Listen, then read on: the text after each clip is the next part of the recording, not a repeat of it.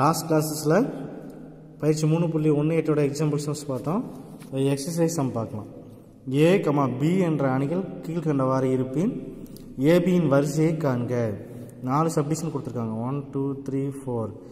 ஏயின் வரிசைகள் இதுதான். இதெல்லாம் ஃபஸ்ட்டெல்லாம் கொடுத்துருக்குறது ஏயின் வரிசைகள், செகண்டெல்லாம் கொடுத்துருக்குறது பியின் வரிசைகள். இது ஒரு கொஷின்.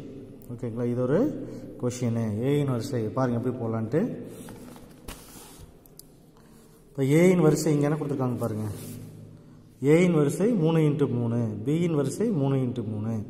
அப்போ ஏபியின் வரிசை என்ன வரும்னு கேட்குறாங்க பாருங்கள். ஏயின் வரிசை ஃபஸ்ட் 3×3, பியின் வரிசை 3×3.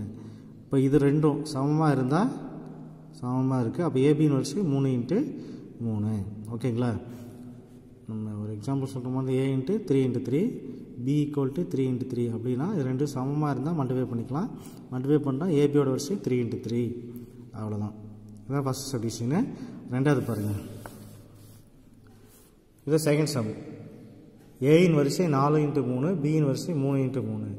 ரெண்டு ஈக்குவலாக இருக்கா? அப்போ ஏபியின் வரிசை என்ன வரும்? 4×2. செகண்ட் சப்டிஷன் பாருங்கள். ஏயின் வரிசை 4×3, பியின் வரிசை 3×2. இப்போ ஏபியின் வரிசை அப்படின்னா ரெண்டு சமமாக இருக்குது. ஃபஸ்ட் ஒன்னோட நிரலும் இதோட நிறையும். ஓகேங்களா, அப்போ 4×2, 4×3, பிக்கு 3×2. இப்படி போட்டு செக் பண்ணி பார்த்துக்காங்க. ஈக்குவலாக இருக்குது. அப்போ ஏபியோட வரிசை 4×2. தேர்ட் சப்டிஷன் பாருங்கள். ஏயின் வரிசை 4×2, பியின் வரிசை 2×2. ரெண்டு சமமாக இருக்கா? அப்போ ஏபியின் வரிசை 4×2. ஓகேங்களா, அடுத்து ஃபோர்த்து பாருங்க. ஏயின் வரிசை 4×5, பியின் வரிசை 5×1. ரெண்டு ஈக்குவலாக இருக்கா? அப்போ ஏபியின் வரிசை 4×1 அப்படின்ட்டு ரைட் பண்ணிக்கோங்க.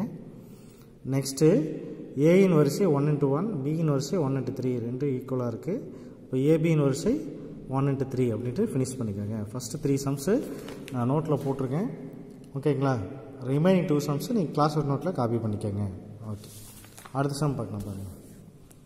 அணி ஏயின் வரிசை P×Q மற்றும் அணி பியின் வரிசை Q×R இரு அணிகளையும் பெருக்க முடியுமெனில் ஏபி மற்றும் பிஏ ஆகியவற்றின் வரிசையை காண்க.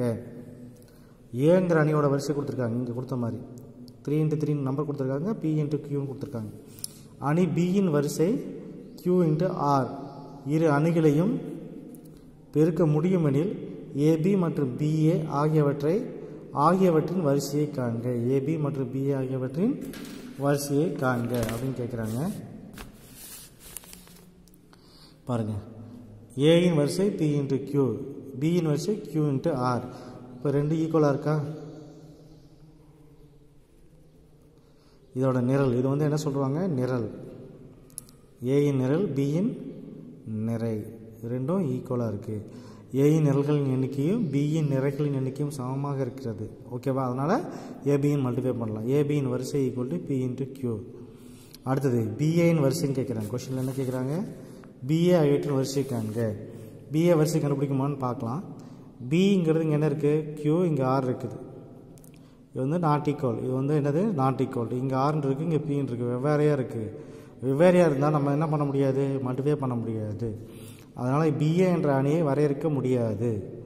பிஏ என்ற அணியை வரையறுக்க முடியாது. ஏனெனில் பியின் நிரல்களின் எண்ணிக்கையும் ஆர் நிரல்களின்னா ஆர் நிரல்களின் எண்ணிக்கையும் ஏயின் நிறைகளின் எண்ணிக்கையும் இது பி எண்ணிக்கையும் சமமாக இல்லை.